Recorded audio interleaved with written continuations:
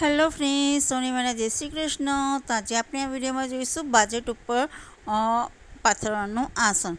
તો અહીં આગળ મેં બાજટનું માપ લીધેલું છે 16 બાય 16 ઇંચ. તમે વિડીયોમાં જોઈ શકો છો. તમે તમારા બાજટના માપ પ્રમાણમાં લંબાઈ પહોળાઈ લેવાની રહેશે, કારણ કે બધી સાઇઝના અલગ અલગ માપ આવે છે, સાઇઝના હોય છે. તો અહીં આગળ નીચે ફ્રીલ બનાવવા માટે મેં આવી રીતના માપ લીધેલું છે. અહીંયા આગળ 6 ઇંચનું આવ્યું છે. તમારા બાજટ પ્રમાણમાં માપ લેવાનું રહેશે. નાની મોટી ફ્રીલ કરવી હોય લંબાઈમાં તો એ રીતના રહેશે માપ. જે બાજટનું માપ હોય એના કરતાં 1 ઇંચ એક્સ્ટ્રા લેવાના છે. અહીં આગળ મેં સ્ક્વેર તૈયાર કરી દેલું છે અને બે કાપડની વચ્ચે મેં સ્પંચ મૂકીને વચ્ચે પણ મેં સિલાઈ કરી દેલી છે. તમે વિડીયોમાં જોઈ શકો છો. ત્યાર પછી મેં કટિંગ કરી દેલા છે અને બધા પટ્ટાને એકબીજાની સાથે જોઈન્ટ કરી દેલા છે, એટલે એકદમ લાંબો પટ્ટો બનશે ફ્રીલ બનાવવા માટે. અહીં આગળ લંબાઈ માટે 6 ઇંચ લીધેલા હતા આપણે, તો તેના માટે 1 ઇંચ વધારે એક્સ્ટ્રા લઈને કટિંગ કરવાનું રહેશે, કારણ કે આપણે સિલાઈની અંદર જશે 1/2 ઇંચ અને 1/2 ઇંચ સ્ક્વેરમાં જોઈન્ટ કરવામાં આવશે, એટલે 6 ઇંચના બદલે 1 ઇંચ વધારે એક્સ્ટ્રા લઈને કટિંગ કરવાનું રહેશે પટ્ટો. સૌથી પહેલાં નાની પટ્ટીને ફોલ્ડ કરીને સિલાઈ કરી દેવાની છે. તમે વિડીયોમાં જોઈ શકો છો. પટ્ટીને ફોલ્ડ કરીને મેં સિલાઈ કરી દેલી છે. બાજટના માપ પ્રમાણમાં લંબાઈ પહોળાઈ અને ફ્રીલ તમારે જે રીતની રાખવી હોય એ રીતનું માપ લેવાનું રહેશે. હવે આપણે અહીં ફ્રીલ બનાવીશું. તો તમે વિડીયોમાં જોઈ શકો છો. નીચે જે આપણે પટ્ટી વાળી હતી ત્યાંથી નથી, જે ખુલ્લી જગ્યા છે ત્યાંથી આપણે ફ્રીલ વાળવાની રહેશે. તમે વિડીયોમાં જોઈ શકો છો. નાની નાની ચપટો લેવાની છે. જો તમારી પાસે વધારે કાપડ હોય તો તમે એકદમ નાની પણ ચપટીઓ લઈ શકો છો, અને થોડું ઓછું હોય કાપડ તો થોડું વ્યવસ્થિત રીતે મોટી નહીં અને બહુ નાની નહીં એ રીતની ચપટી લેવાની રહેશે. તમે વિડીયોમાં જોઈ શકો છો. જો તમે મારી ચેનલમાં નવા હોય તો મારી ચેનલને સબસ્ક્રાઈબ કરજો અને બેલ આઇકન જરૂરથી પ્રેસ કરજો, કે જેથી જે પણ નવા વિડીયો આવે એ સૌથી પહેલાં તમને જોવા મળે. ફ્રીલ બનાવવા માટે તમે નેટનો પણ ઉપયોગ કરી શકો છો અને કોન્ટ્રાસ્ટમાં પણ તમે કાપડ લઈને પણ તમે ફ્રીલ બનાવી શકો છો. ચપટી લેતા જવાનું છે ને સિલાઈ કરતા જવાનું છે. તમે વિડીયોમાં જોઈ શકો છો. આવી રીતના મશીનને થોડું સ્ટોપ કરવાનું છે અને પછી ચપટી લેવાની છે. જો તમને 2-3 ચપટી સામટી ફાવતી હોય તો તમે લઈ શકો છો, અને ના ફાવતું હોય તો એક કરીને તમે ચપટી લઈને સિલાઈ કરી શકો છો. અને જો તમે મારા પહેલાં વિડીયો ના જોયો હોય તે તમે જરૂરથી જોઈ લેજો. એનામાં મેં ચપટી કેવી રીતે લેવાની છે નાની મોટી બધી સાઇઝની મેં બતાવેલી છે. ના જોયો હોય તો તમે પ્લીઝ એ વિડીયો તમે જોઈ લેજો. અહીંયા સિલાઈ 1/2 ઇંચ છોડીને લગાવવાની છે. તમે વિડીયોમાં જોઈ શકો છો કે હું સિલાઈ કેવી રીતના કરી રહી છું. ચપટી લેવાની છે અને ઉપર સિલાઈ કરવાની છે, એટલે 1/2 ઇંચનું દબાણ રાખવાનું રહેશે. જો તમે એકદમ ધારી પર સિલાઈ કરશો તો ચપટીઓ ખુલી જશે, એટલે સિલાઈ ખુલી જશે. એટલા માટે 1/2 ઇંચનું દબાણ છોડીને આપણે ચપટીઓ લેવાની છે. હવે આપણે જે સ્ક્વેર બનાવેલું હતું 16 બાય 16 ઇંચનું, ત્યાં આગળ આપણે ફ્રીલ લગાવીશું. તમે વિડીયોમાં જોઈ શકો છો. જે આપણે પટ્ટી વાળેલી હતી એ સાઈડ આપણી બાજુ રાખવાની છે, અને આવી રીતના જે ધારી છે સ્ક્વેરની ત્યાં આગળ જે આપણે ફ્રીલ બનાવ્યું હતું એને જોઈન્ટ કરીશું. તમે વિડીયોમાં જોઈ શકો છો. અહીંયા એક વાતનું ખાસ ધ્યાનમાં રાખવાનું રહેશે કે જ્યારે આપણે સ્ક્વેરમાં ફ્રીલ જોઈન્ટ કરીએ ત્યારે જે પટ્ટી આપણે શરૂઆતમાં વાળેલી હતી ફ્રીલ માટેની, તો એ ઉપરની સાઈડ આવશે, એટલે આપણી બાજુ આવશે.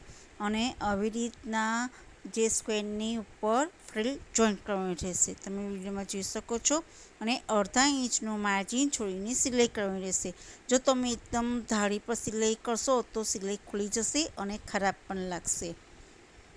તો જેથી કરીને આ વાતનું ખાસ ધ્યાનમાં રાખવું પડશે કે જ્યારે આપણે ફ્રીલ જોઈન્ટ કરીએ સ્ક્વેરની ઉપર, ત્યારે જે પટ્ટીવાળો ભાગ છે ઉપરની સાઈડે આવશે.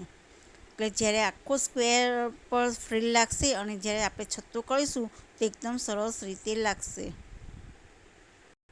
અહીંયા આગળ કોર્નર આગળ જ્યારે ફ્રીલને જોઈન્ટ કરવાનું હશે ત્યારે આવી રીતના સોયને અંદર રાખવાની છે, તમે વિડીયોમાં જોઈ શકો છો. અને પછી જે ફ્રીલ છે એને ટર્ન કરવાની છે.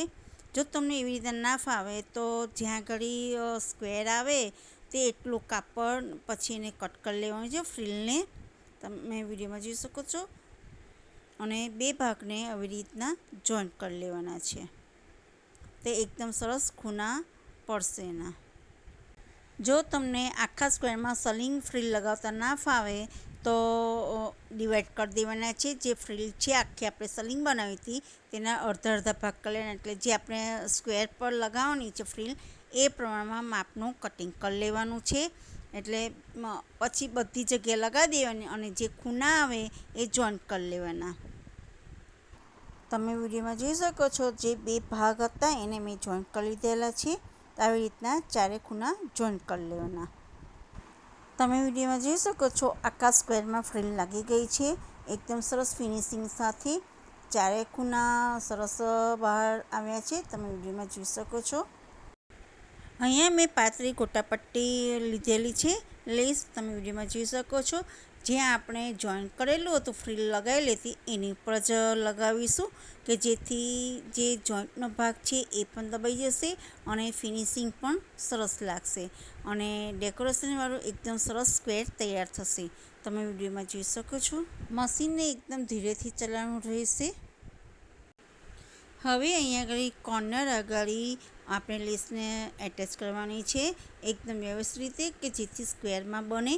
તો અહીંયા આગળ સોયને અંદર રાખવાની છે, તમે વિડીયોમાં જોઈ શકો છો. અને ઘોડો ઊંચો કરવાનો છે અને લેસને આવી રીતના થોડી ટર્ન કરવાની છે, તમે વિડીયોમાં જોઈ શકો છો. પછી ઘોડોને નીચે રાખવાનો છે અને સોય અંદર રાખવાની છે, તમે વિડીયોમાં જોઈ શકો છો. અને કાપડને ટર્ન કરવાનું છે. તો આવી રીતના કરવાથી એકદમ સરસ ફિનિશિંગવાળી લેસ લાગશે. અને પછી આવી રીતના ઘોડો નીચો કરીને ઉપર લેસની ઉપર સિલાઈ કરવાની રહેશે. તમે વિડીયોમાં જોઈ શકો છો સરસ ખૂણો પડ્યો છે લેસનો પણ. એવી રીતના આખા સ્ક્વેરની અંદર લેસ લગાવી દેવાની છે, તમે વિડીયોમાં જોઈ શકો છો. આખા સ્ક્વેરની ઉપર ગોટાપટ્ટી લેસ લાગી દીધેલી છે અને નીચે પણ મેં જે ફ્રીલ છે એના નીચેના ભાગમાં પણ મેં લેસ લગાવી દીધેલી છે. હવે થોડું વધારે ડેકોરેશન કરવા માટે મેં આગળ ગોલ્ડન કલરના ફ્લાવર લીધેલા છે. તો આપણે સ્ક્વેરનું જે છે એનું સેન્ટર કરવાનું છે અને સેન્ટરની ઉપર ફ્લાવર્સ આપણે લગાવવાનું રહેશે. જો તમારે ગોટાપટ્ટીથી લેસ મૂકીને ડેકોરેશન કરવું હોય તો પણ થઈ શકે છે, પણ મારી પાસે અત્યારે ફ્લાવર હતા તો મેં ફ્લાવરથી ડેકોરેશન કરી રહી છું, તમે વિડીયોમાં જોઈ શકો છો. વચ્ચે એક સેન્ટરમાં મૂકીશ ફ્લાવર્સ અને બીજા આગળ પાછળ એટલે ચારે ખૂણા પર આવશે. તે એકદમ સરસ બાજટનું કવર સરસ લાગશે. તમે અહીંયા વિડીયોમાં જોઈ શકો છો ફ્લાવર્સ હું કેવી રીતના લગાવી રહી છું. થોડી સિલાઈ કરવાની છે અને સોયને અંદર રાખવાની છે, ઘોડો ઊંચો કરવાનો છે અને કાપડને ટર્ન કરવાનું છે. આવી રીતના કરવાથી એકદમ સરસ ફિનિશિંગવાળો ફ્લાવર્સ ઉપર સિલાઈ લાગશે. તમે વિડીયોમાં જોઈ શકો છો. એકદમ સરસ ફિનિશિંગવાળો ફ્લાવર એટેચ થઈ ગયેલું છે. ત્યાર પછી ચારે બાજુ આપણે ફ્લાવર્સ આવી રીતના લગાવી દઈશું. તો તેના માટે એક જ સીધી લાઈનમાં આવે તો અહીંયા આગળ મેં સેન્ટરમાંથી સ્કેલને મૂકીને આવી રીતના જે આપણે ખૂણો આવેલો છે ત્યાં આગળ આવી રીતના માર્ક કરવાનું છે ચારે બાજુ, તમે વિડીયોમાં જોઈ શકો છો. તે એકદમ સરસ એક જ સીધી લાઈનમાં લાગશે ફ્લાવર્સ, આગળ પાછા લાગશે નહીં. અને એકદમ સીધી લાઈનમાં લાગવાથી એકદમ સરસ બાજટનું કવર લાગશે, તમે વિડીયોમાં જોઈ શકો છો. અહીંયા ખૂણા પરથી મેં 2 ઇંચનું માર્જિન રાખેલું છે. 2 ઇંચનું માર્જિન રાખીને ચોકથી નિશાન કરી દેલી છે અને સાઈડમાં પણ આવી રીતના 2 ઇંચનું માર્કિંગ કરેલું છે, તમે વિડીયોમાં જોઈ શકો છો. જો તમારે થોડા દૂર રાખવા હોય તો તમે 2.5 થી 3 ઇંચ કે 1 ઇંચના પણ અંતરે તમે તમારી મરજી મુજબ લગાવી શકો છો. તો આવી રીતના માપથી લગાવવાથી એકદમ સરસ એકદમ પરફેક્ટ ફ્લાવર્સ લાગશે. તમે વિડીયોમાં જોઈ શકો છો એકદમ સરસ ફિનિશિંગવાળા ફ્લાવર્સ લાગેલા છે। હવે આપણે બાજટની ઉપર આસન મૂકીને જોઈ લઈશું કે બરાબર માપનું થયું છે કે નથી થયું। તો તમે આગળ વિડીયોમાં જોઈ શકો છો એકદમ સરસ પરફેક્ટ માપનું આસન તૈયાર થઈ ગયેલું છે અને ચારે ખૂણા પણ સરસ ફિનિશિંગવાળા લાગે છે અને ફ્રિલ પણ સરસ લાગે છે। તો આજનો આ મારો વિડીયો તમને કેવો લાગ્યો એ જરૂરથી મને કોમેન્ટમાં જણાવજો અને મારો વિડીયો છેક સુધી તમે જોયો તેના માટે થેન્ક યુ।